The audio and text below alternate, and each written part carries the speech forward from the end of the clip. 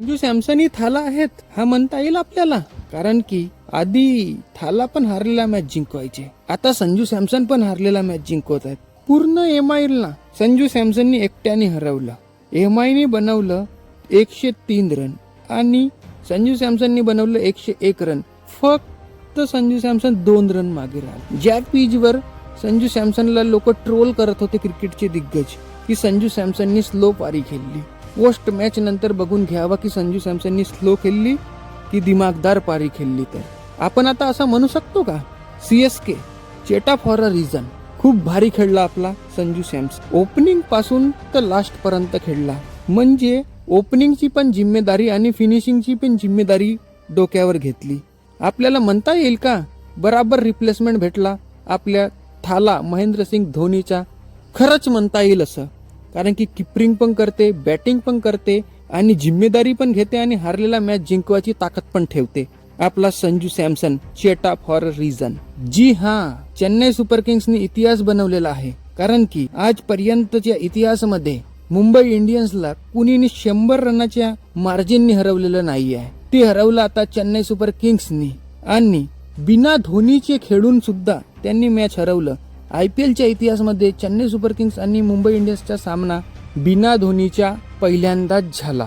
संजू सॅमसन आणि Chennai Super Kings सोबतच आपल्याला अकील हुसेनची पण तारीफ करायला पाहिजे, कारण की अकील हुसेनच तो स्पिनर होता ज्याने मुंबईला तोडून ठेवलं आणि मुंबईच्या भावनांसोबत खेळलं.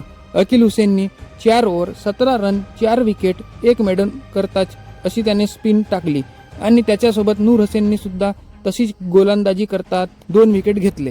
अकील हुसेननी पहिल्या ओव्हरमध्ये मालेवारला आउट केलं. तसेच आपल्या 4 ओव्हरच्या स्पेलमध्ये त्यांनी नमनधीर, तिलक वर्मा, सूर्यकुमार यादवला सुद्धा आउट केलं आणि मुंबई इंडियन्सला सस्त्यामध्ये ऑल आउट करून घेतलं. 104 रनावर मुंबई इंडियन्सची पूर्ण पारी ऑल आउट झाली.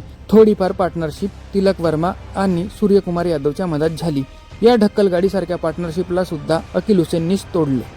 नूर अहमद त्यांनी सुद्धा खूप चांगली स्पिन करत 4 ओव्हर 24 रन 2 विकेट घेतले. त्यांनी हार्दिक पांड्याचा विकेट घेतलं आणि रदरफोर्डचा सुद्धा विकेट घेतला.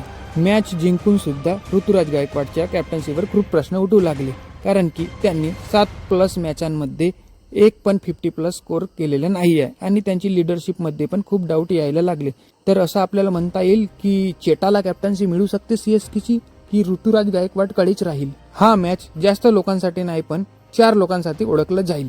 संजू सॅमसन, अकील हुसेन, नूर अहमद आणि थाला for a reason Dhoni. Dhoni का बरं नाही खेळत आहेत त्याचे त्यांनाच माहीत, पण संजू सॅमसन हे असे प्लेयर आहेत ज्यांनी आजच्या पिचवर एक पण 50+ स्कोर नाही आहेत. त्या पिचवर संजू सॅमसननी 100 बनवलं आणि चेन्नई सुपर किंग्सला 200+ रनाचा स्कोर उभा करण्यात खूप मदत केली. चेन्नई सुपर किंग्स करून कोणी पण 30 रनाच्या पण सामोर गेलेलं नाही आहे रन स्कोर मध्ये. संजू सॅमसन याची जेवढी तारीफ केली तेवढी कमीच आहे. संजू सॅमसननी याच्या आधी दिल्ली समोर सुद्धा शतक मारले आहे आणि आता मुंबई इंडियन्स समोर सुद्धा शतक मारले आहेत. या वर्षी 2026 मध्ये IPL मध्ये 2 शतक मारणारा हा एकमेव खेळाडू आहे. हैदराबादचे अभिषेक शर्मा त्यांनी सुद्धा मागल्या मॅच मध्ये 100 मारलं आणि आज संजू सॅमसननी सुद्धा 100 मारलं आणि इंडियन सिलेक्शन कमिटीला सुद्धा सांगितलं की आमचे ओपनिंग स्लॉट फिक्स आहे, आम्ही आपल्या करिअरच्या करंट फॉर्म मध्ये आहोत. संजू सॅमसनला बाकी प्लेअर सोबत कंपॅरिझन केलंच नाही पाहिजे,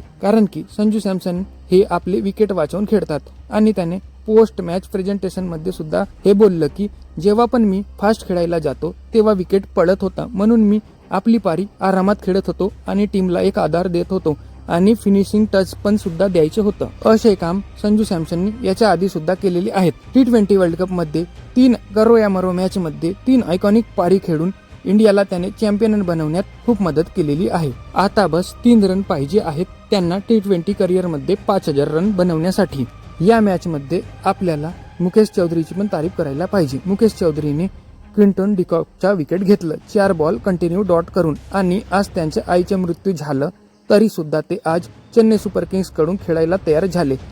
द गेम्स ऑफ स्पिरिट ही मॅच जिंकून Chennai Super Kings points table मध्ये 7व्या क्रमांकाला गेली.